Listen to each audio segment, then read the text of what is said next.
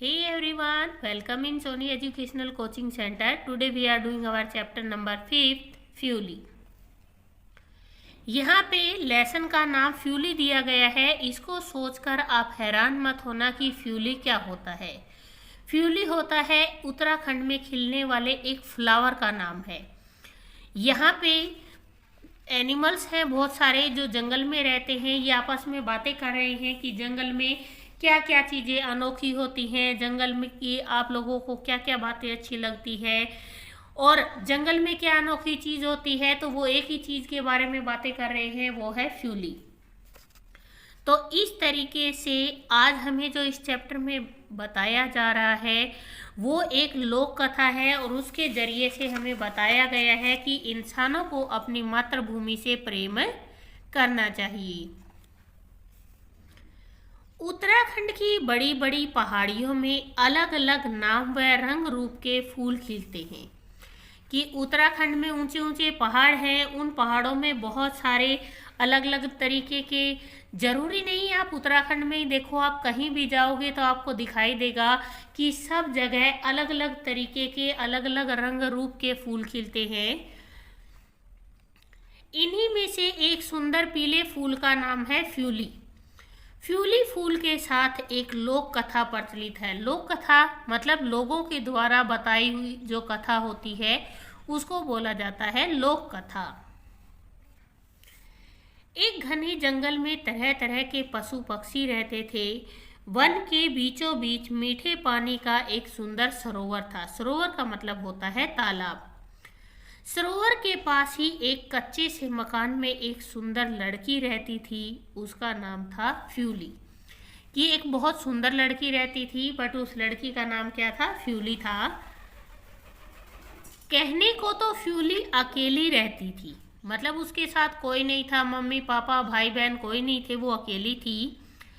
परंतु वह अकेली नहीं थी। अब यहाँ पे पहले ये कहा गया कि वो अकेली रहती थी, बट दूसरी लाइन में हमें ये कहा गया कि वो अकेली नहीं थी। क्यों अकेली नहीं थी? जंगल के पेड़ पौधे सभी पशु पक्षी उसके साथी थे और उसे बहुत प्यार करते थे। कि घर में उसका फैमिली मेंबर नहीं था, पर जिस जंगल में वो रहती थी वहाँ के पेड़ पौधे पशु पक्षी उसे बहुत प्यार करते थे। फ्यूली भी सभी को प्यार करती थी। उसकी मधुर आवाज़ सुनकर सभी पशु पक्षी दौड़े चले आते थे।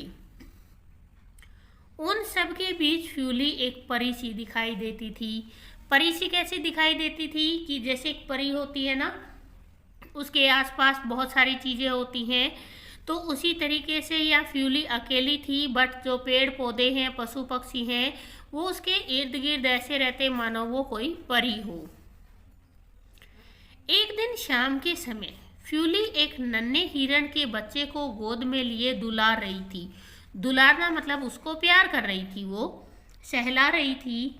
तभी उसे अपने पीछे कुछ आहट सुनाई दी। आहट मतलब आवाज़ सुनाई दी। फ्यूली ने मुड़कर देखा कि एक सुंदर राजकुमार खड़ा उसे निहार रहा है। निहारने का मतलब होता है उसको देख रहा था। फ्यूली ने उससे पूछा, आप क्या चाहते हैं? क्या आपको प्यास लगी है? राजकुमार ने हाँ कहा और सरोवर से पानी पीकर अपनी प्यास बुझाई। क्योंकि वहाँ बहुत सुंदर सरोवर था, सरोवर में पानी ठंडा था, मीठा था, तो उस राजकुमार ने वहाँ से पानी पिया और अपनी प्यास को बुझा लिया। फ्यूली ने उससे कहा, लगता है आप एक शिकारी हैं। शिकारी कौन होता है? जो शिकार करने के लिए निकलता है। किंतु यहाँ पशु पक्षियों का शिकार करना मना है, मतलब उनको शिकार नहीं करने दिया जाता। हाँ, थके हारे है तो कुछ समय के लिए विश्राम कर सकते हैं। विश्राम मतलब आराम कर सकते हैं, वैसे भी रात होने वाली है। राजकुमार विश्राम करने हेतु वहीं ठहर गया। फ्यूली ने उससे पूछा, आपने अपने बारे में कुछ बताया नहीं। राजकुमार ने कहा, यहाँ से कुछ दूरी पर एक राज्य है और मैं वहाँ का राजकुमार हूँ। आपसे बात करके बहुत अच्छा लगा। मैं आपसे विवाह करना चाहता हूँ। फ्यूली ने उसकी बात का कोई उत्तर नहीं दिया। उसे भी राजकुमार अच्छा लगता था, किंतु यहाँ केवल फल फूल और पशु पक्षियों को छोड़कर जाने की कल्पना से उसका मन घबरा उठा कि फ्यूली ने क्या राजकुमार ने कहा कि मुझे तुमसे शादी करनी है। उसे फ्यूली को पता था ये बात कि अगर वो शादी करके रहेगी तो राजा के साथ उसके महल में रहना पड़ेगा, लेकिन वो जंगल को छोड़ना नहीं चाहती थी। तो फ्यूली ने कोई उत्तर नहीं दिया, लेकिन उसे भी राजकुमार अच्छा लग रहा था। अब उसे पता था अगर वो राजकुमार के साथ जाएगी तो ये सारी पीछे छूट जाएंगी। राजकुमार ने फ्यूली को बहुत समझाया, तब जाकर फ्यूली विवाह के लिए तैयार हुई। राजकुमार और फ्यूली का विवाह हो गया। वन के पेड़ पौधे पशु पक्षियों आदि ने रोते रोते अपनी प्यारी फ्यूली को विदाई दी। महल में फ्यूली के लिए सुख सुविधा और ऐश्वर्य के सभी साधन उपलब्ध थे। ऐश्वर्य मतलब उसके आराम करने के लिए सब कुछ अवेलेबल था वहाँ पर। वह सदैव अनेक दास दासियों से घिरी रहती। बहुत सारे नौकर चाकर थे जो उसकी देखभाल करते थे। राजकुमार उसे प्रसन्न रखने की पूरी कोशिश करता, परंतु फ्यूली को अपने जंगल की बहुत याद आती। वह अपने प्यारे साथियों की याद में छिप छिप कर आंसू बहाती रहती। धीरे धीरे इसका असर उसके स्वास्थ्य पर भी पड़ने लगा, जिससे वह बीमार हो गई। उधर फ्यूली की याद में जंगल के सभी पेड़ पौधे व जीव उदास रहने लगी। चारों ओर नीरसता सी छा गई। नीरसता मतलब कोई खुशी कोई उल्लास नहीं रह गया था, चारों तरफ बिल्कुल नीरस हो गया था। राजकुमार ने फ्यूली को अनेक प्रकार से समझाया, लेकिन फ्यूली की बीमारी जंगल की याद में दिन प्रतिदिन बढ़ने लगी।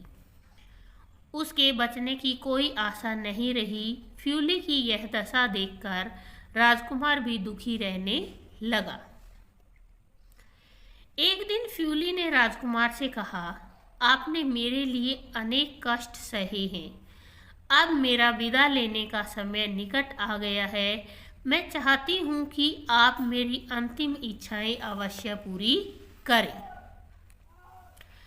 राजकुमार ने भरे गले से कहा, मेरी प्यारी फ्यूली, मैं आपकी प्रत्येक इच्छा अवश्य पूरी करूँगा, आप कहें तो। फ्यूली बोली, आप मुझे जंगल से रानी बनाकर लाए थे। आप मेरे मरने के बाद मुझे उसी जंगल में दफना देना और वहाँ कभी शिकार करने मत जाना। राजकुमार ने फ्यूली की दोनों बातें मान ली। पहली बात कि जिस जंगल में मैं जहाँ रहती थी वहाँ पे मुझे दफना देना, और दूसरा वहाँ पे कभी भी शिकार मत करना। राजकुमार ने दोनों बातें मान ली। फ्यूली ने अपनी आंखें मूंद ली। राजकुमार ने फ्यूली को जंगल के पास उसी जगह पर दफना दिया जहाँ वह रहती थी। कुछ दिनों के बाद वहाँ एक पौधा उगाया। पौधे पर पीले पीले सुंदर फूल खिले। राजकुमार ने उन फूलों का नाम फ्यूली रखा। आज भी लोग जब इन फूलों को देखते हैं तो फ्यूली को याद करते हैं। चैत्र के महीने में फ्यूली के फूलों के खिलने के समय उत्तराखंड में फूलदेई मतलब फूल प्रसाद या संक्रांत का त्योहार मनाया जाता है। इस त्योहार पर फ्यूली के फूलों से ही पूजा की जाती है। तो जो लड़की थी जिसका नाम फ्यूली था, उसके मरने के बाद जब दफनाया गया तो वहाँ एक पेड़ उगा और उस पेड़ पे येलो कलर के फ्लावर लग गए थे। तो राजकुमार ने उन फ्लावर का नाम ही क्या रख दिया, फ्यूली रख दिया, जो आज भी फ्यूली के नाम से ही प्रसिद्ध है। इस कहानी से हमें शिक्षा मिलती है। जो हमने ये लोक कथा पढ़ी है, लोक कथाएं बहुत अच्छी होती हैं। आप अपनी दादी या नानी से पूछोगे तो वो आपको बहुत सारी लोक कथाएं सुनाएंगी, लेकिन ये जो लोक कथा है इसका जो मकसद था हमें बताने का, वो ये था कि हम जिस जगह पे रहते हैं उसके प्रति हमें प्रेम करना चाहिए, हमें प्रकृति से प्रेम करना चाहिए।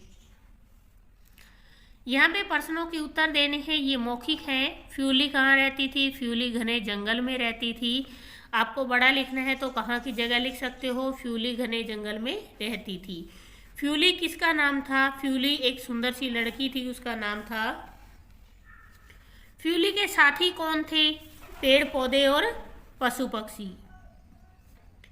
फ्यूली को किसकी याद आती थी? अपने साथियों की। उसके साथी पेड़ पौधे और पशु पक्षी थे।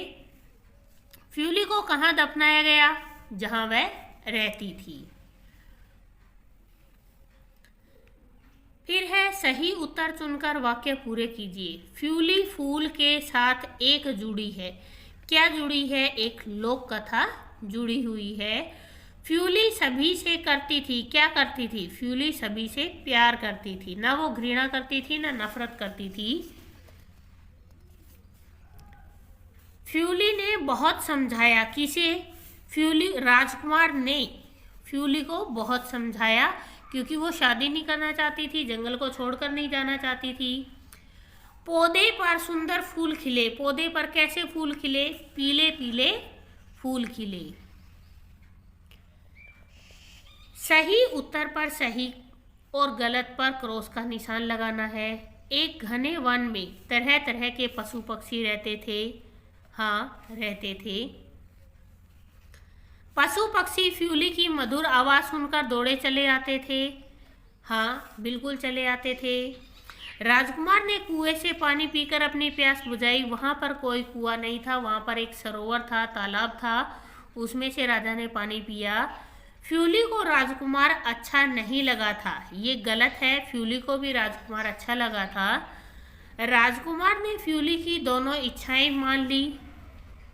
हाँ, राजकुमार ने दोनों इच्छाओं को मान लिया था। इसके बाद है लोक कथा के आधार पर वाक्यों को सही क्रम में लिखिए। यहाँ पे हमें 5 लाइनें दी गई है, जिनको हमें सीक्वेंस से लिखना है। तो नंबर 1 पे आएगी, वन के बीचों बीच मीठे पानी का एक सुंदर सरोवर था।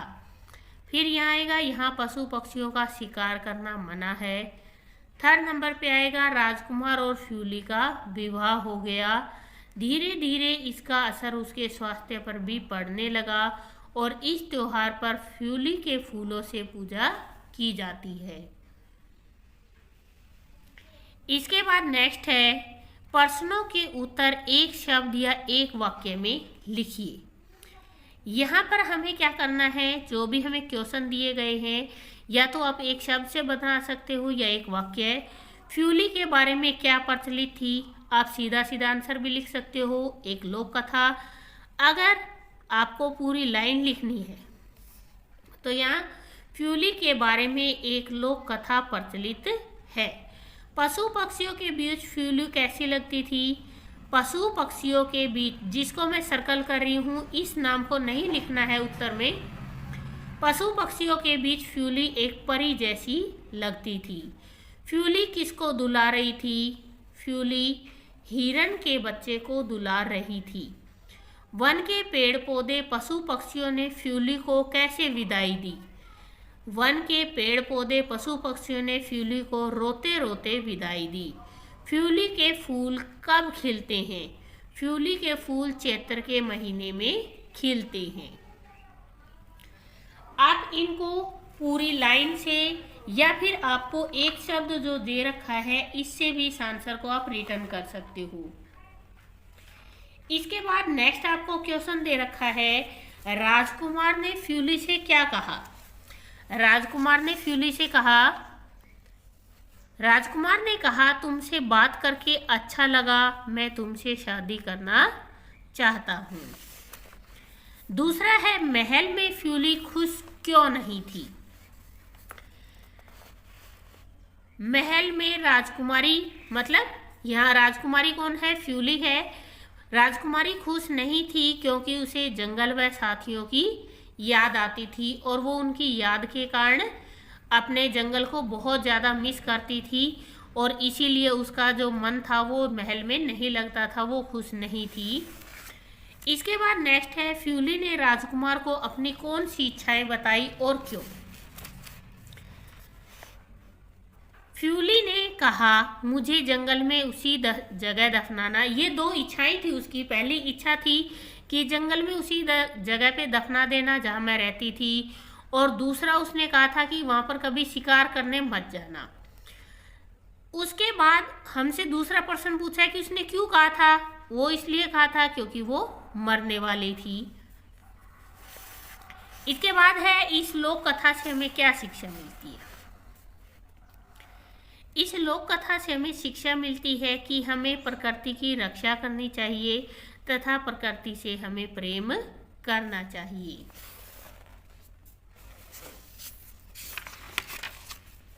इसके बाद नेक्स्ट है, कुछ शब्द जोड़ों में प्रयोग होते हैं जिन्हें शब्द युगम कहते हैं। कि कुछ ऐसे शब्द होते हैं जिनको हम एक साथ बोलते हैं। जैसे, मैं तो आज बहुत ज़्यादा थक हार गया, थके हारे। फिर है रंग रूप, रंग रूप। इसको एक साथ बोलते हैं सुख दुख, सुख दुख।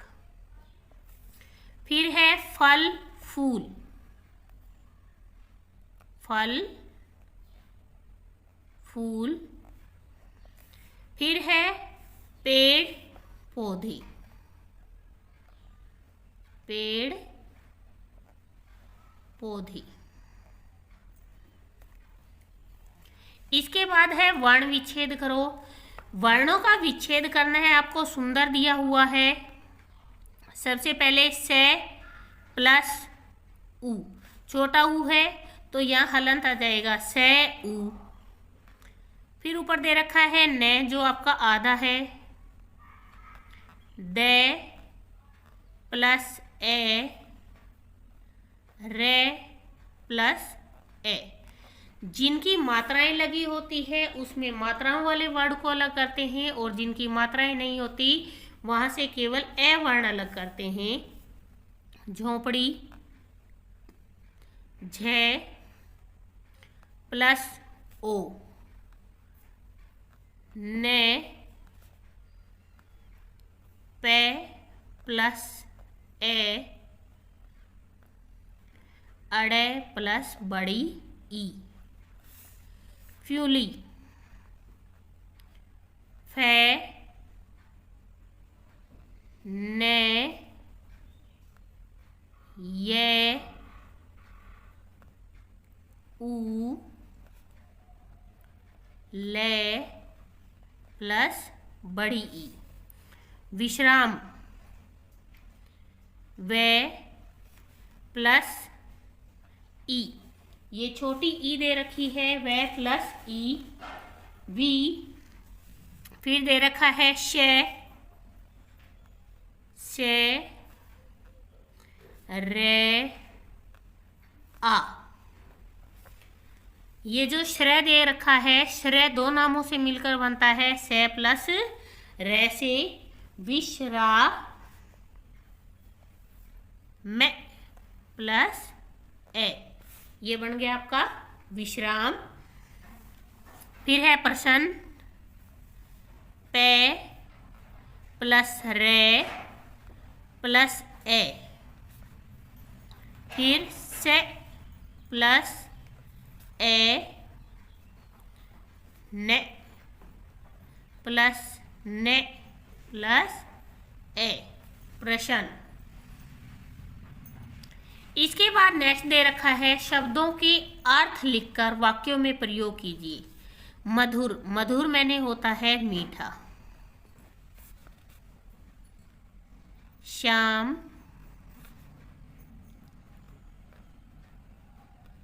मधुर संगीत सुनाता है। दुलारना, दुलारना का मतलब होता है लाड प्यार करना, लाड प्यार करना। वह बछड़े को दुलारता है। आपने देखा है गाय के बहुत छोटे छोटे जो बछड़े होते हैं बहुत क्यूट क्यूट लगते हैं। विश्राम, विश्राम का मतलब होता है आराम।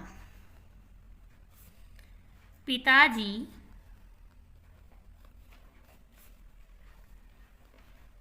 विश्राम कर रहे हैं। उपलब्ध, उपलब्ध का मतलब होता है प्राप्त।